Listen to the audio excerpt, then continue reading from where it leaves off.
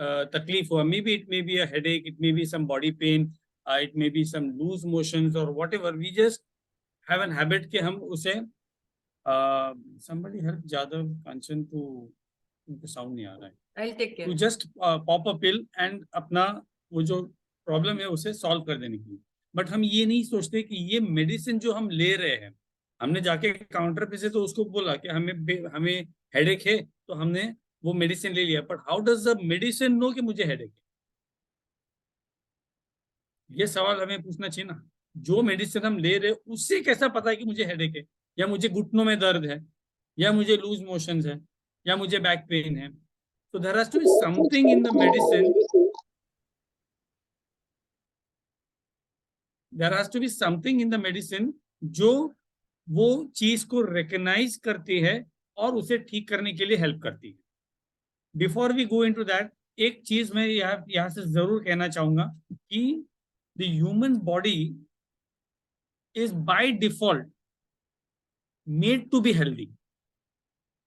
हम अनहेल्दी होने के लिए नहीं बने हुए, we are made to be healthy. अब हमें वो सब चीजें करनी है उसे मेंटेन करने के लिए। We have not been given the mechanism to keep our body healthy, वो हमें करना है। अ व्हीकल, आपका टू व्हीलर हो या कार हो या कोई भी चीज हो, it is made to work properly. अगर उसे यूज नहीं करते, उसे टाइम टू टाइम सर्विसिंग नहीं करते हैं, उसे हम ऑयल चेंज नहीं करते हैं, तो वो खराब होता है। तो हमें उसे क्या करना है? उसे खराब होने से बचाना है। It is the same way. If you don't give our body the right nutrients it requires to work, then outside attacks of bacteria and viruses make our body unhealthy. So it is the lack of nutrition and the right nutrients and the right lifestyle जो हमारे body को unhealthy करती है। And then फिर उसके बाद हमारा जो अप्रोच होता है, it is to take some medicine उसे करेक्ट करने के लिए, rather than changing our lifestyle. तो हमेशा ये याद रखिए कि पहला आपका अप्रोच हमेशा लाइफस्टाइल चेंज के ऊपर होना चाहिए, न्यूट्रिशन के ऊपर होना चाहिए, which will help your body to recover. हमारा बॉडी एक बहुत ही अमेजिंग मशीन है, और उसे कोई भी एज में, कोई भी सिचुएशन में, with the right nutrition, with the right lifestyle and with the right will power, it has the capacity to correct itself. तो मेडिसिन की अगर बात करें तो मेडिसिन में दो चीजें होती हैं, वन इज द कैरियर और एक होता है active ingredient. How many of you कभी ना कभी क्रोसिन खाए हुए? पहला तो मेरा फेवरेट रहा करता था पहले, बिकॉज शाम को ऐसा थोड़ा लगे, टायर्ड भी लग रहा है ना, आधी क्रोसिन खा लो, ठीक हो जाएगा। यू एवर नोटिस, ये एक्सपेरिमेंट करो आप पानी में लो, पानी में पौधा डालो, उसमें आधा क्रोसिन डालो, वो पौधा फूलेगा। वो करते थे पहले। सो इट्स दैट मच उसके अंदर इतना इफेक्ट होता है।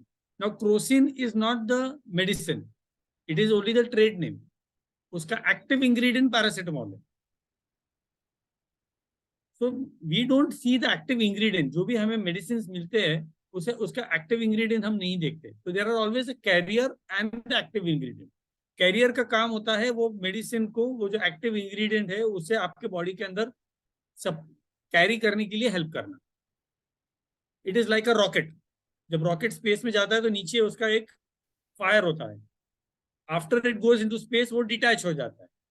तो it is only up to that level. तो it is like the carrier is only to help that active ingredient circulate in your blood.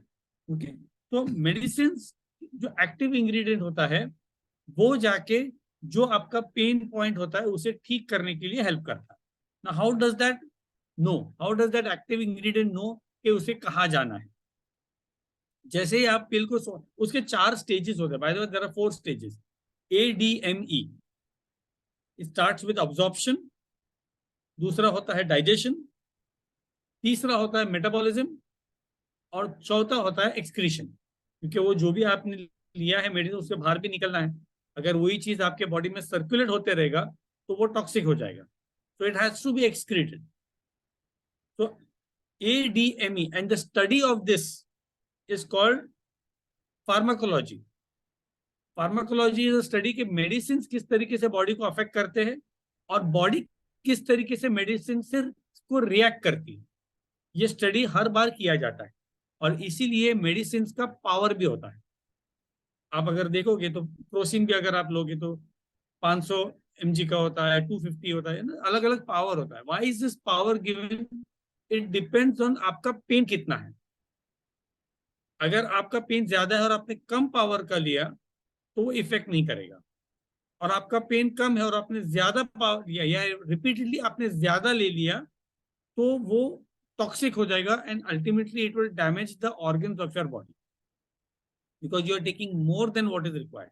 Yeah, you are taking more frequently than what is required. Today, we are dealing with a very different scenario, and that is called antibiotic resistance. ये antibiotic resistance क्यों है? क्योंकि हमें over the counter pills लेने के लिए self treatment करने की बहुत आदत पड़ गई। कुछ भी छोटी चीज हो गई तो हमें दवाई ले ली, और ये दवाई जब लेते हैं, एनीथिंग, आपका बॉडी इतना स्मार्ट है। जैसे हम वैक्सीनेशन लेते हैं, अब वैक्सीनेशन क्या होता है कि बॉडी को वो जर्म्स का आदत डालता है, so the body immune system starts developing a resistance to that germ. That's why you vaccinate yourself, ताकि जब फुल फ्लेज वो जर्म का अफेक्ट अटैक होता है, your body now knows how to respond, your immune system is ready. तो जब आप medicine continuous लेते जाते हो तो उसका इफेक्ट क्या होता है? Your body starts to build a defence mechanism against that medicine. आपके बॉडी के लिए, हमारे बॉडी के लिए वो मेडिसिन फॉरेन पार्टिकल ही है, इट्स नॉट समथिंग नेचुरल, वो फॉरेन है, तो उसे डिफेंड करना ही है। तो over a period of time वो इम्यून सिस्टम डेवलप करते जाता है and then your body becomes resistant to that medicine. अब क्या करना पड़ेगा? मेडिसिन चेंज करना पड़ेगा या तो और हायर डोज लेना पड़ेगा। So this antibiotic resistance is a very dangerous scenario. इसका आउटकम क्या है कि when we need the medicine the most, वो हमारे पे अफेक्ट ही नहीं करेगा, इफेक्ट नहीं होगा। If we use antibiotics when not needed, we may not have them when we need them the most. मैं ये नहीं कह रहा हूँ कि एंटीबायोटिक्स लेना नहीं है, कुछ सिचुएशंस में टेम्पररी उसकी जरूरत पड़ सकती है, they can be sometimes life saving, but उनकी आदत नहीं पड़नी चाहिए। वो टेम्पररी सॉल्यूशन करके आपको आपके बॉडी को रिकवर होने का चांस ज्यादा देना चाहिए।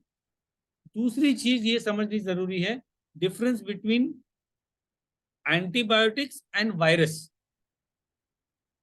आप में से कितने लोग हैं जो नॉर्मल फ्लू होता है या सर्दी जुकाम होती है तो आप कुछ ना कुछ सिट्राजिन या ऐसा दवाई ले लेते हो? लेते थे पहला? Some of you are raising hand. सर्दी हो गई, जुकाम हो गया, नाक बह रहा है, चलो मैं दवा ले लेता हूँ। वो फायदा ही नहीं है, because antibiotics work on bacteria, they don't work on viruses. और फ्लूज, कॉमन कोल्ड, ये वायरस होते हैं, और वायरस एंटीबायोटिक्स डैमेज नहीं, because viruses don't have any cell, boundary नहीं होती है, वो हमारे सेल के अंदर घुस के वहां पे मल्टीप्लाई होते हैं। बैक्टीरिया हैव अ सेल, एक प्रोटीन का शेल होता है, तो वो एंटीबायोटिक उसे जाके डैमेज कर देता है, उसकी मल्टीप्लिकेशन रोक देता है। बट वायरस का कोई ऐसा है ही नहीं, तो उसका इफेक्ट होता ही नहीं है। उसका एक ही इफेक्ट है कि आपके बॉडी, उसका एक ही इलाज है कि आपके बॉडी की इम्यून सिस्टम बढ़ानी है, और उसका एक साइकिल होता है। आप नोटिस करोगे, अगर आपको फीवर होता है बिकॉज ऑफ कोल्ड, वो 3 या 4 दिन रहने ही वाला है। आप जितना एंटीबायोटिक लोगे उसको सप्रेस करोगे उतना बढ़ेगा। So always try to work with your body, not against your body. उसे सपोर्ट करने की कोशिश करें। ये जो आप न्यूट्रिशन ले रहे हो, जो हर्बल लाइफ के शेक ले रहे हो, yes it is helping you for weight loss, but उसका प्राइमरी गोल क्या है कि आपके बॉडी को उतना प्राइम अप कर देना न्यूट्रिशन से कि वो खुद अपने आप का इफेक्ट अपने आप को बचा सकती है। It is strong enough to fight all bacterias and virus attack. ये नहीं कहना चाहता हूं कि आप बीमार नहीं पड़ोगे, that is not the crime, because बीमार पड़ते, हम भी बीमार पड़ते कभी, बट उसमें 2 चीज है, व्हाट वी हैव नोटिस और आप में से भी अगर किसी ने नोटिस किया है तो आप डेफिनेटली हैंड रेज करिए कि अभी after using this nutrition for 2-3 month, 6 month, 1 year, हमें से कुछ कुछ लोग सालों से यूज कर रहे हैं, आपका जो फ्रीक्वेंसी है बीमार पड़ने का वो कम हो गया, राइट? जो आपके डॉक्टर्स के विजिट्स थे वो कम हो गए। सेकंड, अगर आप बीमार पड़ते भी हो तो योर रिकवरी इज फास्टर। पहले जो आपको दिनों लग जाते थे, अभी क्विकली आप रिकवर कर लेते। तो this is because now your body is more nutrient dense. तो मेडिसिन की अगर बात करें, coming to the main topic also, how medicine work. Medicine जब आप लेते हो तो हर एक चीज जो भी हम खाना खाते हैं, it has to pass through the liver. वो हमारा प्रोसेसिंग यूनिट है। एवरीथिंग, अच्छा बुरा कुछ भी हो, उसे लिवर के थ्रू पास होनी है। और लिवर में अगर उसका स्ट्रक्चर आप देखोगे तो there are lots of enzymes and lock and key जैसा होता है, ऐसा इन्वर्टेड कीज लॉक जैसे होते हैं। तो जो भी चीज फिल्टर करनी है, जो लिवर के एंजाइम्स होते हैं, वो हार्मफुल सब्सटेंस को ब्लॉक कर देते, वो जाने नहीं देते। And the same thing happens with medicine. तो वो जो एंजाइम्स होते हैं वो लिवर को, वो मेडिसिन के जो इंग्रेडिएंट्स होते हैं उसे फिल्टर आउट करने की कोशिश करते हैं। That is why the dosages is very important. Prescribe dosages ना तो खुद से लेना है, ना तो जितना रिकमेंड किया उससे ज्यादा लेना। चलो मुझे लगा 2 ले लेता हूँ एक साथ में, ना। अगर मल्टीविटामिन आपको 1 लेने के लिए बोला है दिन में 3 बार, तो वैसे ही लीजिए। वो 3 लेके फायदा नहीं होगा, it will just be excreted from your body, there is no use, because there is a capacity how much your body can absorb. जैसे प्रोटीन की अगर बात करें तो अराउंड 30 ग्राम्स, 25 to 30 ग्राम्स ही एट अ टाइम हमारा body absorb कर सकता है। मुझे 100 ग्राम्स बोला है, मैं एक साथ में 100 ग्राम्स खा लूंगा, कुछ फायदा नहीं। मुझे 4 लीटर पानी पीने के लिए बोला है, मैं 4 लीटर साथ में पी लूंगा, नो यूज। तो you have to do it in the way. तो लिवर में से जब वो एंजाइम्स फिल्टर आउट करते हैं, वहां से फिर वो कैरियर में जाता है, which is your blood stream, circulatory system, it is a loop. वो घूम फिर के फिर से लिवर में ही आता है, and from there it is excreted through your kidneys and stools and other. तो पहला होता है यो अब्जॉर्प्शन, जो ब्रेकडाउन होता है स्टमक में, वहां से लिवर में जाता है, then through the blood stream. Now the active ingredient is circulating in your blood stream. Now suppose आपको इंजरी है, आपको नी में पेन है। When there is a pain, हमारा बॉडी जो होता है, it sends out markers, inflammation, inflammatory markers कहा जाता है। पेन सिग्नल्स देता है ब्रेन को। How does your brain know that you have a pain in the leg? जब तक वो सिग्नल नहीं जाएगा पता नहीं चलेगा ना। तो there are signals, continuous signals चालू चालू शुरू रहते हैं। when these markers, these signals reach the brain, now your brain tells your body that I am in pain. And वो जो एक्टिव इंग्रेडिएंट्स होते हैं, it is like a lock and की। तो ये जो एक्टिव इंग्रेडिएंट्स होते हैं वो पेन रिसेप्टर्स जो होते हैं उसे जाके जाके अटैच हो जाते हैं, and they nullify the effect of the pain. तो आप देखोगे जब भी आपने क्रोसिन लिया या पेन किलर लिया, तो इमीडिएट उसका इफेक्ट नहीं होता है। उसका इफेक्ट शुरू होता है 15-20 दिन, 15-20 मिनट, आधे घंटे के बाद, और धीरे धीरे वो पेन कम होना शुरू हो जाता है। Now your body is processing that active ingredient, it is reaching the pain site, और वहां पे वो बाइंड होके वो उसका प्रोसेस करना शुरू करे। तो signal which is going to the brain कि अभी मुझे ये दर्द हो रहा है, वो कम हो जाता है, वो ब्लॉक हो जाता है। And that is how it works. वो 2 घंटा 3 घंटा रहता है, और जैसे ही उसका इफेक्ट कम होता है, मतलब these receptors now again leaving the pain site, going back to the liver, जहां से वो आपकी किडनी से एक्सक्रीट किए जाएंगे, तो पेन फिर से शुरू होता है और आपको फिर से दवाई लेनी पड़ती है। Same way for any bacterial infection, antibiotics वो बाइंड करते हैं, लीव होता है, और इसीलिए वो डोज होता है। Every dose you take, it kills certain bacteria, या उसका पेन कम करते जाता है, but it is not a cure. Now second part is कि द इफेक्ट। जब आप ये लेते हो, अगर आप नोटिस करोगे, जब भी आप कोई दवाई लेते हो तो आपके यूरिन का स्मेल चेंज होता है। किसी ने नोटिस किया है कभी? कलर भी चेंज होता है और स्मेल भी चेंज होता है। Why is that so? because your kidney is working to flush out the toxins from the body. अगर आप सोचो आप मेडिसिन इतना सारा ले रहे हो, एंटीबायोटिक, बिकॉज केमिकल्स है ना, ultimately made in a lab. पहले के जमाने में वो बनाए जाते थे पेड़ और पौधों से, जो आयुर्वेदिक हुआ करता था, नेचुरल हर्ब्स हुआ करते थे. But today it is chemicals, और केमिकल्स का तो साइड इफेक्ट होना ही है. तो उतना अगर आपके किडनी को काम करना पड़ेगा उसे एक्सक्रीट करने के लिए, तो डेफिनेटली उसके ऊपर इफेक्ट होने वाला. अगर उतना आपके लिवर को काम करने पड़ेगा हर बार वो केमिकल्स को फिल्टर करने के लिए, तो डेफिनेटली उसके ऊपर इफेक्ट होने वाला. Long term use of medicine can lead to liver cirrhosis and it can be harmful for your kidneys also. And of course other organ, जैसे अलग अलग मेडिसिन होते हैं, उसका साइड इफेक्ट होता ही है बॉडी. तो बहुत बार पूछते हैं इनका कुछ साइड इफेक्ट होगा क्या शेक का? तो दीज आर नॉट मेडिसिन. ये जो आप ले रहे हो दिस इज न्यूट्रिशन, जो नेचुरल आपके खाने में से उसको कैलोरीज निकाल के आपको जो एक्टिव इंग्रेडिएंट्स है, जो न्यूट्रिएंट्स है, वो आपको दिए हैं. And that is why it is in a liquid form. वो इमीडिएटली आपके बॉडी में अब्सॉर्ब हो जाता है और यूज हो जाता है. तो medicine have to go through the process.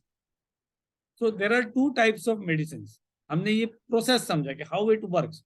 There are two type lock, मतलब जैसे पुश एंड पुल जैसा होता है. वन इज जैसे जो पेन किलर्स की हमने बात की, वो जाके अटैच होके वो पुश करते हैं, it stops the pain from signals from going. And there may be other medicine like जो एक्सट्रैक्ट करते हैं, जैसे डायबिटीज के मेडिसिन हो गए, जो आपके इंसुलिन को एक्सट्रैक्ट करने के लिए आपके ऑर्गन को हेल्प करते हैं, आपके पैंक्रियास को हेल्प करते हैं. तो there is a extraction, there is a blockage. तो इस तरीके से medicine work in our body. But हमें ज्यादा डिपेंड मेडिसिन पे नहीं रहना है. We have to work on changing our lifestyle. क्योंकि जो भी मेडिसिन आप लॉन्ग टर्म के लिए यूज करोगे वो डेफिनेटली हमारे बॉडी के ऊपर इफेक्ट होने वाला है. That is why this whole study is there, pharmacology, जो मैं बोल रहा हूँ कि how your medicine affect the body and how the body reacts to the medicine. और इस तरीके से वो चेंज किए जाते हैं. And more they are working on having lesser and lesser side effects on the body. But side effect तो definitely होने वाले हैं इन द लॉन्ग. तो this was for today's session की हाउ मेडिसिन अफेक्ट, और किस तरीके से हमें हमारी लाइफस्टाइल चेंज करनी है ताकि हमें मेडिसिन के ऊपर ज्यादा डिपेंडेंट ना रहना पड़े. Thank you so much and over to you.